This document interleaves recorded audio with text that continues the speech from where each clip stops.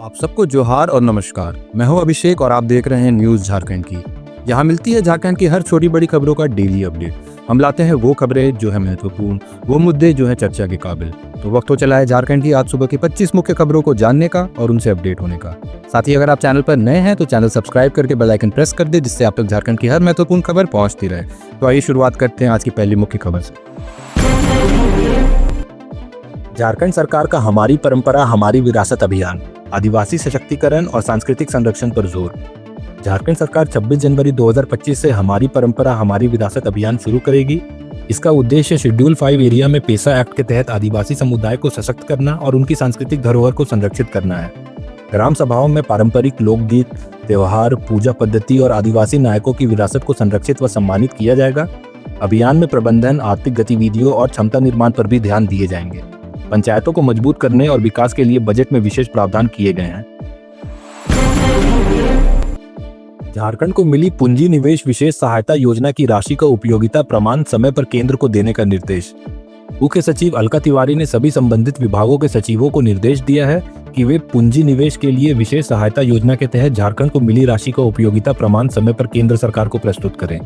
उन्होंने कहा कि सही समय पर उपयोगिता प्रमाण देने से बची राशि का दावा मजबूत होगा और राज्य की पहचान वित्तीय अनुशासन और योजनाओं को समय पर पूरा करने वाले राज्य के रूप में होगी। पूर्वी सिंहभूम में नेशनल हेल्थ मिशन के तहत 303 संविदा पदों के लिए लिखित और दक्षता परीक्षा की तिथियां घोषित।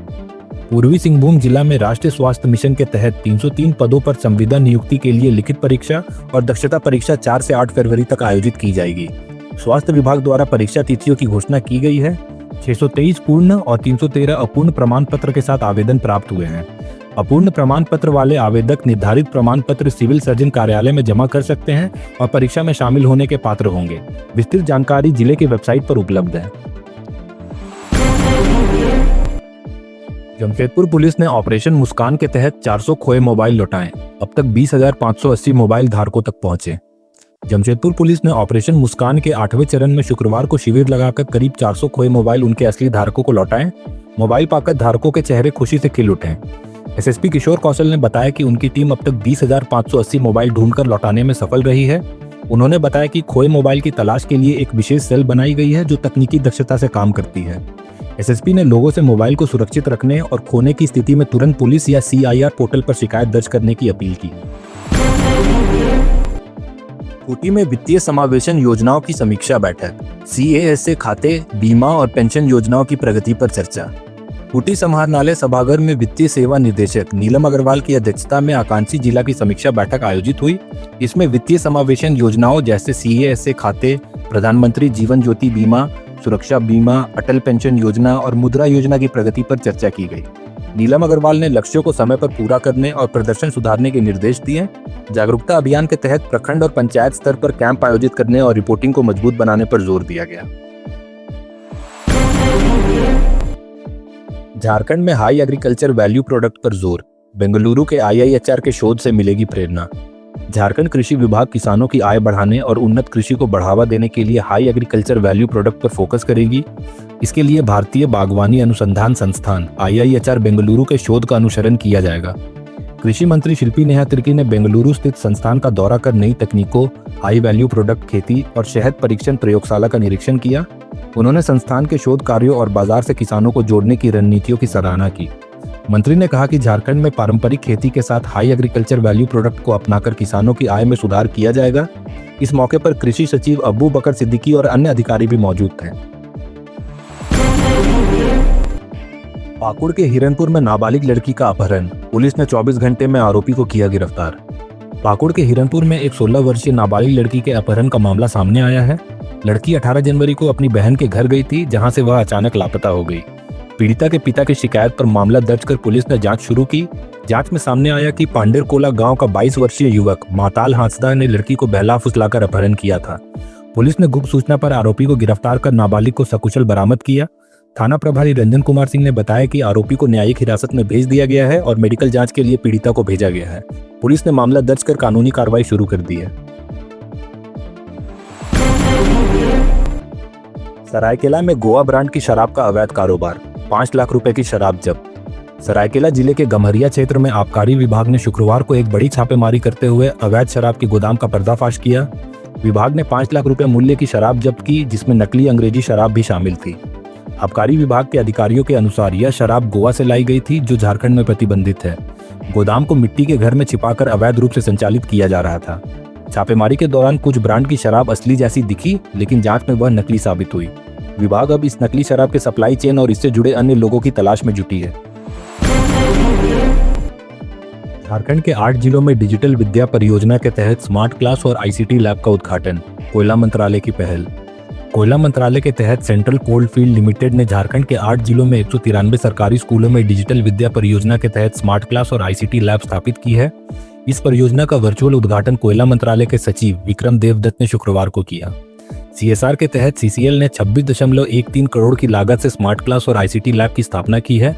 चतरा जिले के किशनपुर में उद्घाटन समारोह में सीसीएल के अधिकारी भी ऑनलाइन जुड़े। इस परियोजना से सरकारी स्कूल के बच्चों को डिजिटल शिक्षा में सशक्त किया जाएगा।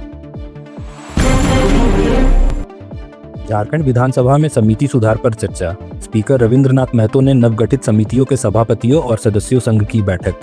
शुक्रवार को विधानसभा स्थित कार्यालय में स्पीकर रविंद्रनाथ महतो ने नवगठित समितियों के सभापतियों और सदस्यों के साथ बैठक की। उन्होंने सभी को बधाई देते हुए समिति व्यवस्था के सुधार और कार्यप्रणाली पर विस्तार से चर्चा की। स्पीकर ने कहा कि समिति में सत्ता और विपक्ष दोनों की सहभागिता लोकतंत्र की खूबसूरती है। समिति की रिपोर्ट में जन कल्याण मुद्दों पर अनुशंसाओं को सरकार गंभीरता से लेती है। उन्होंने समिति की नियमित बैठक सुनिश्चित करने और जनहित से जुड़े मुद्दों के त्वरित समाधान पर जोर दिया। मुख्य सचिव को निर्देश दिया गया कि विभागीय अधिकारी समितियों की बैठकों में भाग लें और निर्देशों का समय पर पालन करें। हमारी परंपरा हमारी विरासत कार्यक्रम के लिए केंद्र ने उच्च स्तरीय कमेटी गठित की। पंचायती राज मंत्रालय भारत सरकार ने 26 जनवरी से झारखंड में शुरू हो रहे हमारी परंपरा हमारी विरासत कार्यक्रम के सफल कार्यान्वयन के लिए उच्च स्तरीय कमेटी का गठन किया है।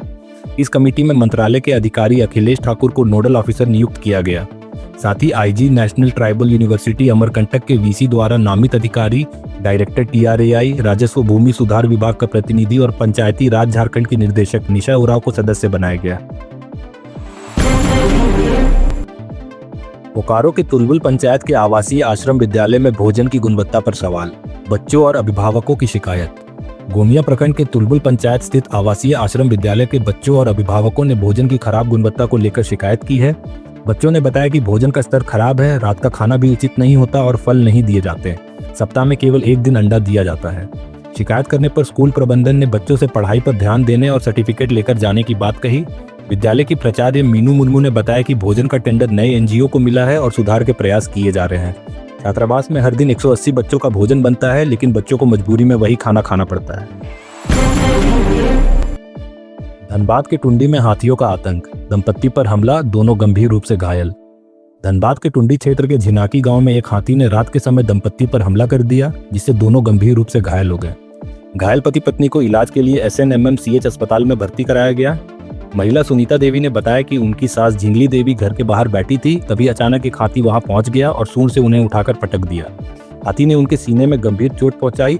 शोर सुनकर आसपास के लोग इकट्ठा हुए और हाथी को वहां से भगा दिया। घायल पति जीतू रजवार ने बताया कि वह घर के पास खड़े थे जब हाथी ने उन पर हमला करने की कोशिश की। वह बचने के लिए दीवार की दूसरी तरफ कूद गए, जिससे उन्हें चोट आई। वन विभाग को सूचित किया गया और उनकी टीम ने घटनास्थल पर पहुंचकर स्थिति का जायजा लिया। रांची पुलिस ने टीएसपीसी के 2 उग्रवादियों को किया गिरफ्तार, हथियार और कारतूस बरामद। रांची पुलिस ने टीएसपीसी के 2 उग्रवादियों संजीत कुमार और मणि कुमार को गिरफ्तार किया है, जो हजारीबाग जिले के निवासी है। पुलिस को जानकारी मिली थी कि ये उग्रवादी और मांझी इलाके में आपराधिक वारदात की योजना बना रहे थे। छापेमारी के दौरान पुलिस ने उनके पास से एक देसी पिस्टल, एक मैगजीन, 4 जिंदा कारतूस और मोबाइल बरामद किए।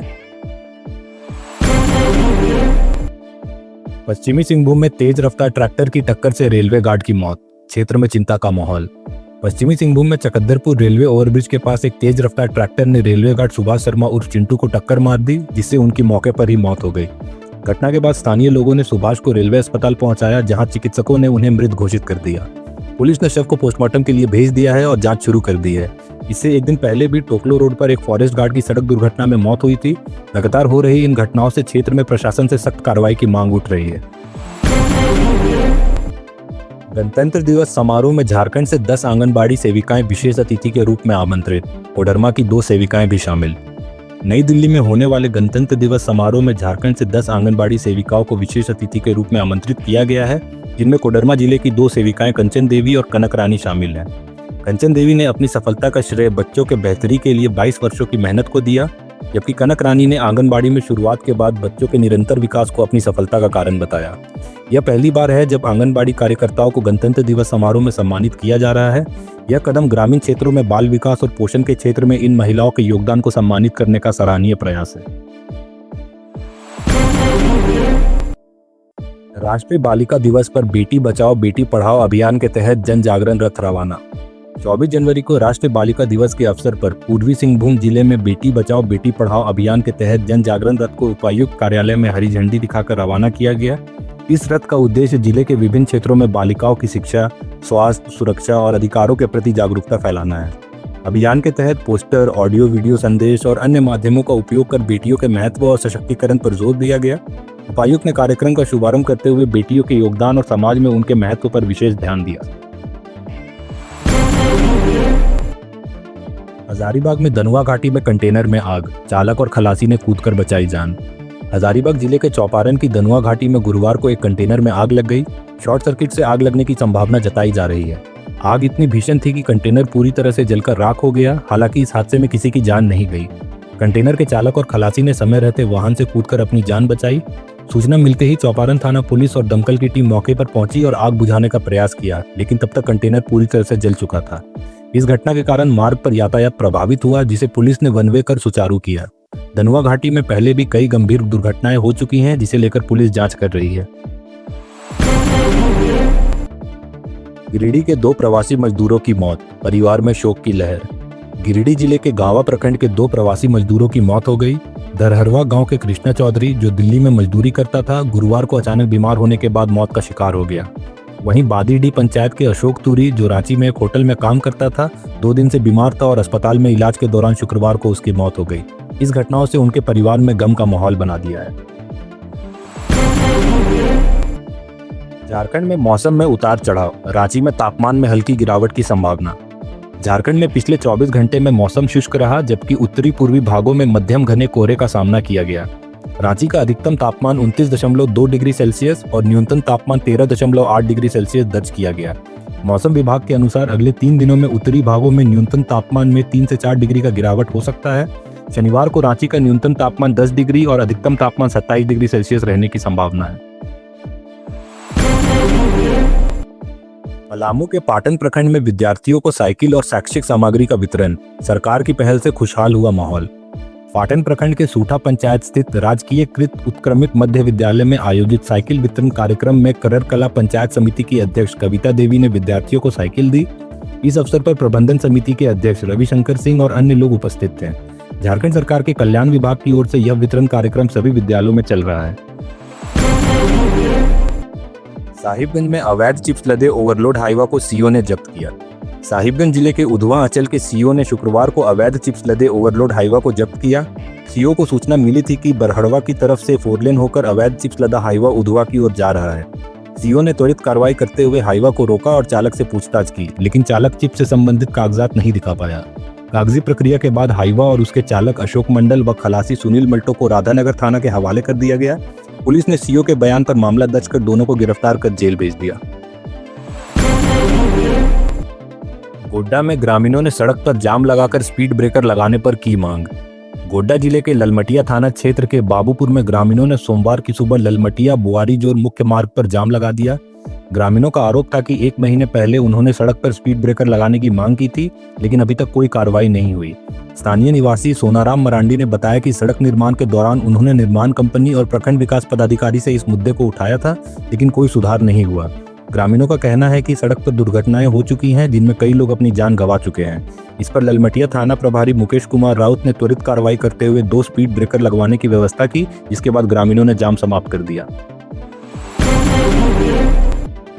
जेएसडब्ल्यू सूरमा हॉकी क्लब के खिलाड़ियों का ओलंपियन निकी प्रधान का गांव दौरा, खेल की एकता और भाईचारे को बढ़ावा। झारखंड की स्टार महिला हॉकी प्लेयर और ओलंपियन निकी प्रधान के गांव में शुक्रवार को जेएसडब्ल्यू सूरमा हॉकी क्लब के खिलाड़ियों ने दौरा किया। इसमें डच खिलाड़ी मारिया वर्सपुर, भारतीय टीम की गोलकीपर सविता और युवा खिलाड़ी ज्योति एवं वैष्णवी विट्ठल फाल्के शामिल थे। यह दौरा रांची में चल रहे women's hero hockey India league के रेस्ट डे के मौके पे हुआ। खिलाड़ियों ने निक्की के परिवार से मिलकर उनकी प्रेरक यात्रा साझा की और खेल के प्रति एकता और भाईचारे को बढ़ावा दिया। सविता ने निक्की के परिवार की अहम भूमिका की सराहना की, जबकि युवा खिलाड़ियों ने इस अनुभव को टीम बॉन्डिंग और खेल के सांस्कृतिक महत्व को समझने में मददगार बताया। 9वें Ashok Kumar Jain knockout cricket tournament में एसआर रूंगटा ग्रुप ने आरके एकेडमी को 131 रनों से हराया, सेमीफाइनल में प्रवेश। 9वें Ashok Kumar Jain knockout cricket tournament में क्वार्टर फाइनल में एसआर रूंगटा ग्रुप ने आरके एकेडमी सोनुआ को 131 रनों से हराया। पहले बल्लेबाजी करते हुए एसआर रूंगटा ग्रुप ने 223 रन बनाए, जिसमें विजय रोहित और रोशन कुमार साहू की महत्वपूर्ण पारियां शामिल थी। जवाब में आरके एकेडमी की टीम श्याम शर्मा और अमित कुमार सिंह की घातक गेंदबाजी के सामने 92 रन पर ऑल आउट हो गई। तो ये थी झारखंड की आज सुबह की 25 मुख्य खबरें। ऐसे ही झारखंड की सभी महत्वपूर्ण खबरों को जानते रहने के लिए हमारे न्यूज चैनल को सब्सक्राइब कर बेल आइकन दबा दें। तो मिलते हैं शाम 5 बजे। धन्यवाद।